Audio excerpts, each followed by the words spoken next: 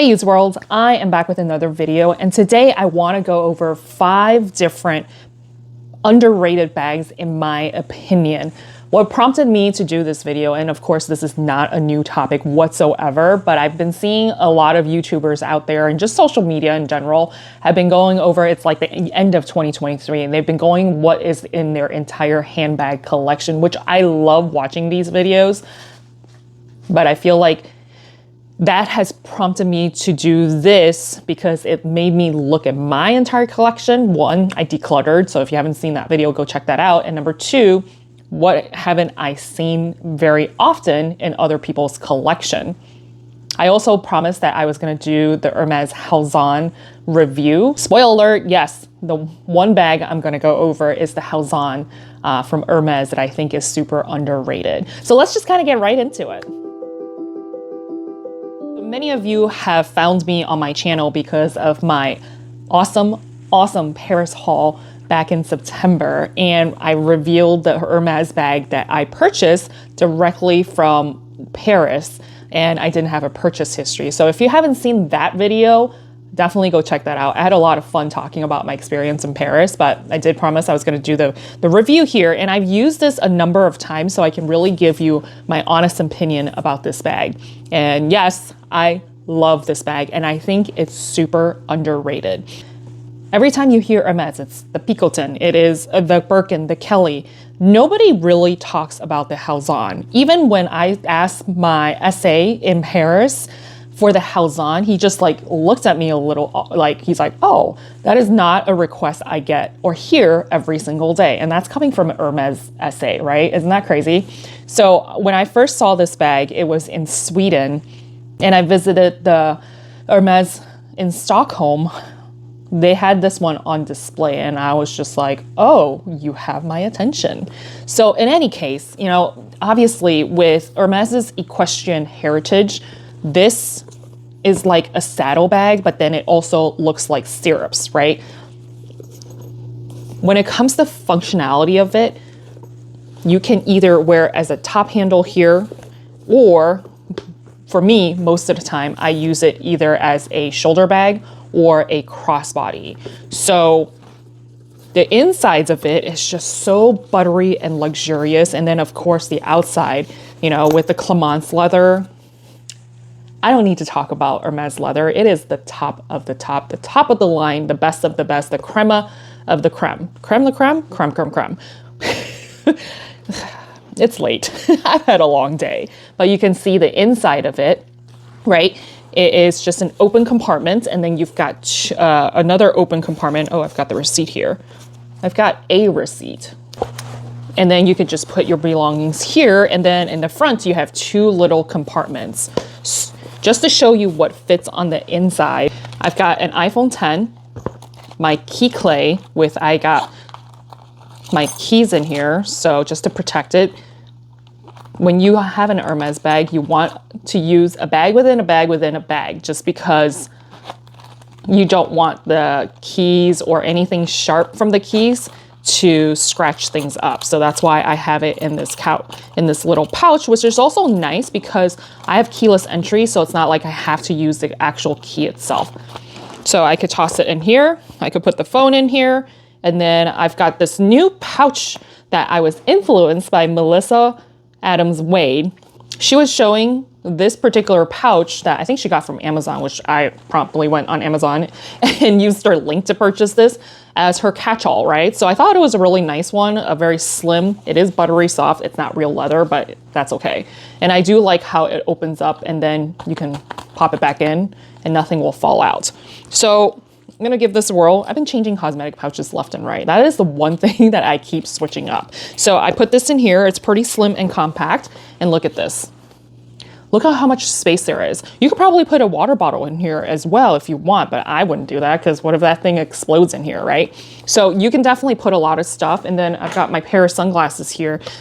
I can't find the case for this. I think I might have lost it, but you can easily put an entire sunglasses case here and then still have a lot more room to put whatever you want in there, right? And then over the handle, you can just flip it over and it looks amazing, right? So I was talking to SA. So he said there's the Halzan 31, which people thought was too big. And then they came out with a Halzan mini, which I think is the size 22, the 31, the 32. This is the size 25. People complained about, it's kind of like the mini Kelly. Nothing fits in there. So I think they stopped making, I'm not 100% sure, but you don't really see it often. You don't see Halzans often, period. So Halzan 22, they stopped making it according to my essay. And then they came out with the Halzan 25, which is like kind of the Goldilocks of the sizes that people actually like. So overall, I want to say this bag is really easy to use. It's a nice crossbody. And of course, if you want to use it as a top handle, it gives you a completely different look as opposed to, you know, when you flip it over like this. And then on the back here, the pockets are small and I don't want to stretch it out, but you can definitely put a phone in here if you like. You know what, let me just show you. So yes, you can put, this is an iPhone 10. You can put an entire phone in here, but right now, I don't think I want to stretch that out too much. So I go ahead, it's so easy to access the purse anyway, so it's not like I really need to use this compartment for my phone because you can easily just flip it open. There's no zipper, there's no button enclosures for you to use, and it still keeps your bag really secure when you close it up like this. So that is the first bag that I think is completely underrated from Hermes. The second bag is going to be my beloved Chloe Marcy, and I think this is in the medium size. I've had this for a long time. And I've used this, I basically have used and abused this bag. So I put this bag through the ringer and I love this bag because it is so functional. It's so durable. I think I included this as part of my most durable bag. I've had this in the rain. I've had this traveling. I've shoved it under airplane seats and this thing just looks immaculate. Nobody ever talks about this bag anymore. I think when it first came out, it was like the it bag. Every single girl had to have it. And I think the people who have bought this bag back in a day still have it because I do see this bag quite often on the streets in the wild and they're just rocking it. Everybody who used this, I don't think I've ever seen one that is completely brand new. Every single girl I've seen rock this bag, it looks a little weathered, meaning like the leather is like kind of soft and it's been worn in. It's not like when you first get it, the leather is really stiff, right? So it tells me that whoever have purchased this bag, every girl that I've seen have owned this bag for quite a while. And I will say this is one of my oldest bag and I still have it in my collection for a reason. And it just fits a lot. And I love how there's the top handle. You can easily put it over your shoulder without it being like stuck on your shoulder or anything. And of course, you've got the long strap. It can get a little heavy because these handles are a little heavy when you load it up. And then of course, with a thin leather strap, it can start digging into your shoulder. So I then would kind of move it over to become like a shoulder bag and it doesn't hurt as much. Or if I feel like it's way too heavy, then I can use the thicker handles and it's easier on the weight on your shoulders. I wish people start talking about this bag a little bit more because it is so underrated and the staying power is just 100% there because it's still selling for over $2,000 on Chloe's website. They do go on sale from time to time. So if you want to check this, I have everything linked down below for you. I would not pay retail price for this. So if you are interested in a hardy, durable bag, and it's very classic looking, if you will, you can definitely find this on the pre-loved market for a fraction of the cost. And yet it's still a great bag. And I loved it so much that I got it in a small version. I know I've said this before, but I am not the kind of person that would buy the same model in different sizes and different colors. I will say this is the only bag that I have it in the smaller version. I got this one first, then I purchased this. It was on sale. I found it at last chance, could not pass it up. So honestly, if I had to pick one bag to keep, I'd probably keep the smaller one just because I use this one a lot more. And I don't really carry a lot of stuff with me anymore. But again, I still use this from time to time. If I want to shove a notebook in here, I want to shove, a smaller iPad in here, everything fits. It's great. This one doesn't fit as much, but you can see it still fits a lot. You want to put a water bottle in there. It looks much smaller, right? It looks really cute and small, but you can fit a ton of stuff in here. Like I said, will probably be the only model where I have two of the same model, except one smaller and one larger. All right, the third bag I want to talk about is Ferragamo. I've been on a Ferragamo kick for quite a while. Nobody ever talks about Ferragamo. Why is that? Can somebody please tell me why? Because they are so underrated. And this is their iconic bag that I got from the Japanese vintage market. And look at the condition of this. This bag is definitely from like the mid 90s or maybe early 2000, because they stopped making this bag back in the day and then they revamped it recently, which obviously, you know, it's like $2,000 to $3,000 now. But this bag is the vintage one, and look how gorgeous that is. If you don't want to spend money on a Birkin or a Kelly, this is giving you kind of like the Kelly vibes. But in my opinion, this is like Ferragamo's iconic bag. So the silhouette is kind of similar, right? It's got the top handle, it's got the button enclosure, there's no little flaps or anything, and of course it's got the shoulder strap. Conceptually, and the foundation is going to be the same, but I think this is just a gorgeous bag. And then you can see on the inside, it's just two compartments. Obviously, you can literally fit anything and everything in here, and you can see it's made in Italy. It's got an internal zip pocket right here, which you can put, you know, whatever stuff you want to keep safe here. And nobody just talks about it. So if this bag has stuck around since the 1990s and, you know, 10, 20 years later, it still looks like a classic bag. If I have this bag, you know, 10 years from now, 20 years from now, who's going to know? It's just such a classic silhouette that, you know, you can use this as any outfit, whether you want to dress it up, you want to dress it down.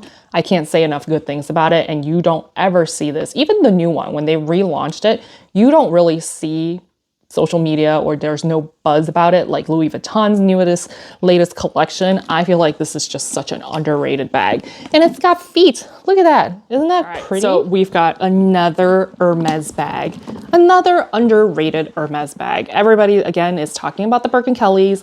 I got the Bvlgari bag, and I think this bag is fantastic. Another one that is super underrated, very quiet luxury. I think everything I talked about today is pretty quiet luxury. There's no screaming logos or anything. And this one is like the epitome of quiet luxury, right?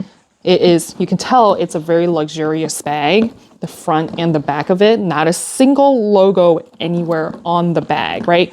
If you look at the hardware, you'll see Hermes, and then of course the iconic lock. This is a true, if you know, you know, kind of bag. Of course, I've shown this to you. I bought this pre-loved. It is in great condition. I think this bag was like, let me see, M & Square. I think that's like 2008, 2009, something like that.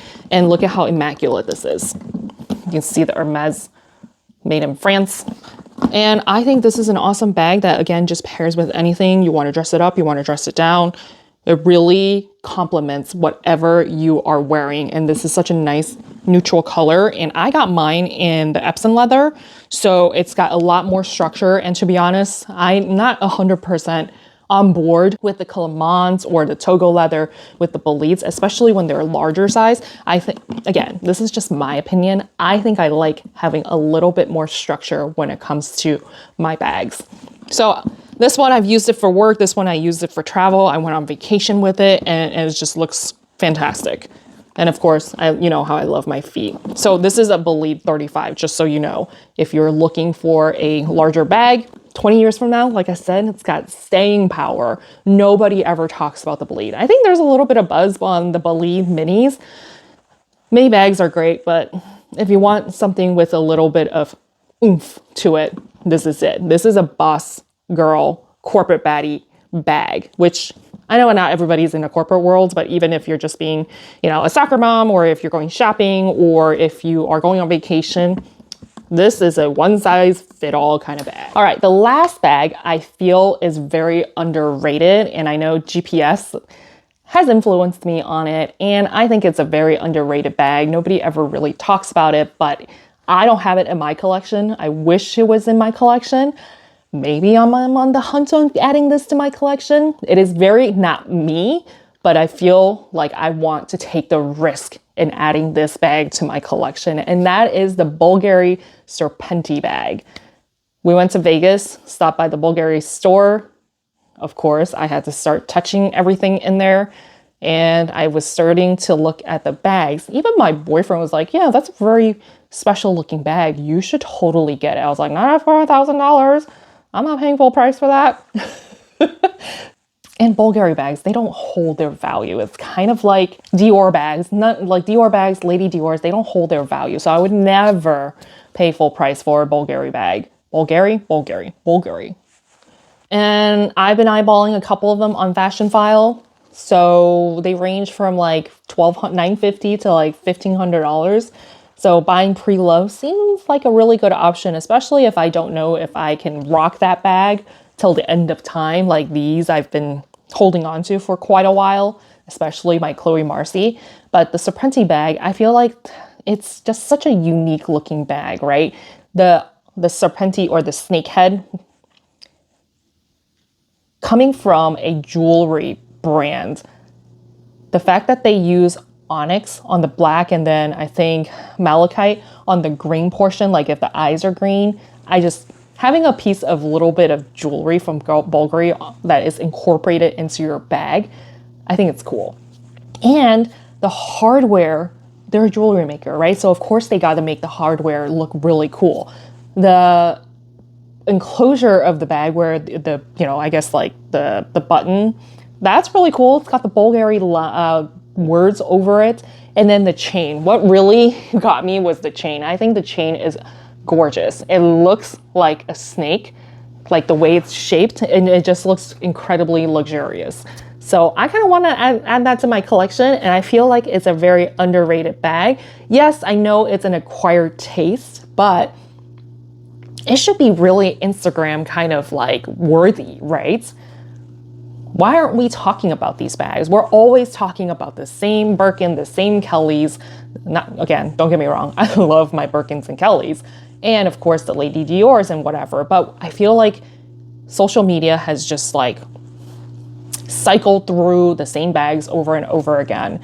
And we just need to revisit maybe some of the oldies, but they're really goodies, right? The oldies but goodies. So I really hope you enjoyed my little rant about the underrated bags and why we aren't paying attention to it. Maybe revisit some of these bags that you have forgotten about.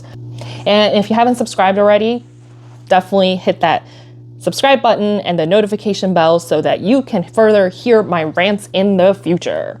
Just kidding.